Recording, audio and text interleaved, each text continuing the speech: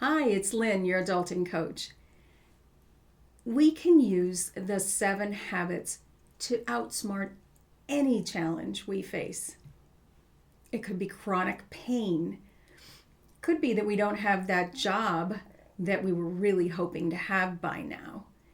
It could be that we continue to indulge in food when we know that that's not what we want to do. We want to eat more healthy, or we stay up scrolling instead of getting to bed and getting the sleep that our body requires. Those challenges can seem to be intractable, unsolvable, but they are solvable as long as we're willing to practice these habits from Sunday to Saturday and then begin again on Sunday, continuously up leveling our skills to meet the challenges that we face. On Sunday, we accept where we are, using a thought download to identify what the ticker tape parade of thoughts are that are going on in our head.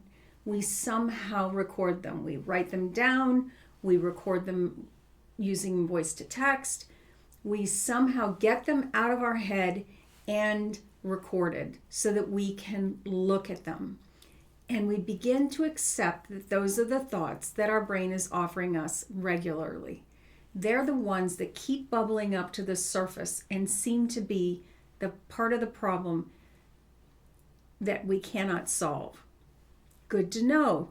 It's not that we accept that those thoughts are true or that we want to continue to practice them, or maybe we do, but it's just first accepting that they are there. Okay, now we can see what our thoughts are producing when we do our work on Monday, which is noticing where we are in our beliefs.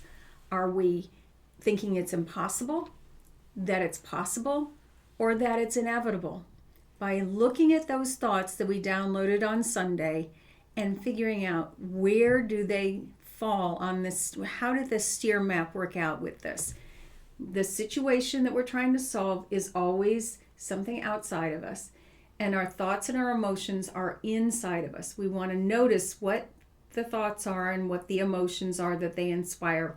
And sometimes it's the emotion first and then the thought. It doesn't really matter. Just notice that they come together and they flavor our actions and the results that we create. And often, almost always, the result that we create ties right back to that thought, the way that we think about whatever the situation is, whatever the story is that we're telling ourselves. Just noticing that takes us a long way, takes us out of that automatic response mechanism our brain keeps acting like. It just doesn't seem to want to think of anything different other than what we've always thought before. 70,000 thoughts a day, 95% of them are the same that they were yesterday, and 80% of them are negative or protective. Our brain is not there to make us happy or help us solve problems. It's there just to make sure that we survive. And so when we look at those, we don't just listen to our brain, we talk back to it. And we notice that there's an impact on our body as well as the thoughts that are happening. And we love to stay up here in our brain. But as Oprah suggests, we need to feel the feel, then take the wheel.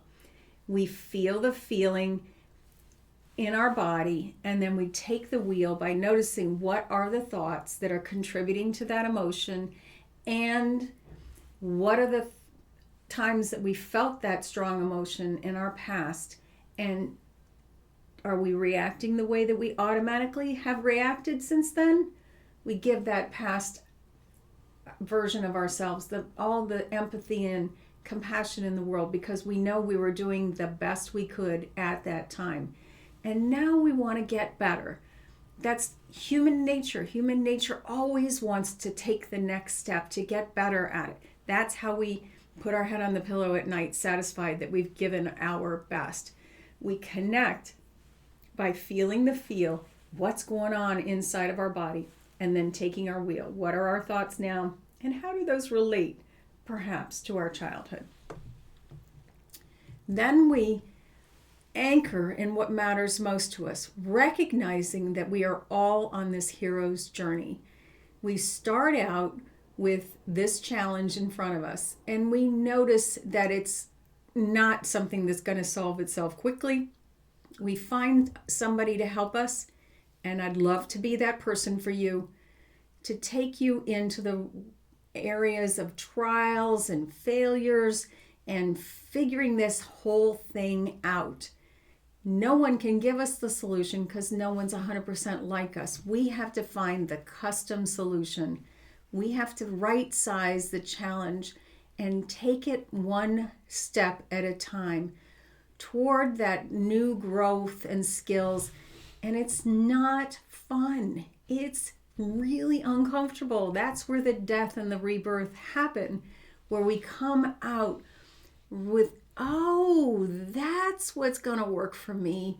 And we finally accept the change. It takes time. It takes practice. We realize, okay, now we've got it. We are a human continuously trying to solve the problems that we face. Now we've got it, and we're going to come back changed and improved so that we can then start again on the next challenge. It's just human nature. But all the way through this cycle, we're anchoring in what our core strengths are, the things that we know best in our heart, that we really exemplify, where we can stay strong and committed to our strengths, what really makes us unique to this world. And then, of course, we think, okay, we've got to figure out what is the thought that does produce the emotions, which is going to flavor the actions that we want to create those results that we want. We can't just listen to our brain offering us thoughts automatically. We need to decide that what we're going to think. We need to recognize that there's this ongoing battle that's taking place in our mind, that we have to take an active role in that battle by deciding in advance how we want to think and how we want to act. Because action is what's going to make it happen. All along, though, we do need to make sure that we keep our body in a good place. We're so happy to go up to our brain because it's what this whole culture of ours says is the most important place to be. And yet there's two sides. There's the brain and the heart. There's the thinking and the feelings. And we need to breathe in and calm our bodies with our breath and our mind. We're using that brain to slow things, we're using our body to slow things that are going on in our brain. And then we smile, because that just gives us such a sense of relief. We know that right now we are safe, and we know that right now is the only moment. And every step of progress matters. If we can just get that Goldilocks just right next step, one that we know we can do, and yet it brings a challenge to us, and it's going to produce a result that we want. Every step matters. We have a big goal, but we can do best when we bite it off chunk by chunk. Then we go to partnering, because look, none of us succeeds alone. All of us are going to need help. And this is where we practice that self-advocacy equation, where we say, here's the situation that's unique to me, and here's the help I need. This is what I'm asking for. When we use each other together, when we build our team and realize that we don't have to solve all of our problems alone, then we can really build that partnership with all the folks that can help us along the way. And now we're practicing all the 7 habits each day, and we cycle back to the beginning, where we examine where we are and accept those are our current thoughts. This is how that we begin again on Sunday, and we outsmart those struggles that present themselves to us every day for the rest of our lives. And we're grateful for them because they help us grow and level up who we are and what we can offer to the world. Bye for now.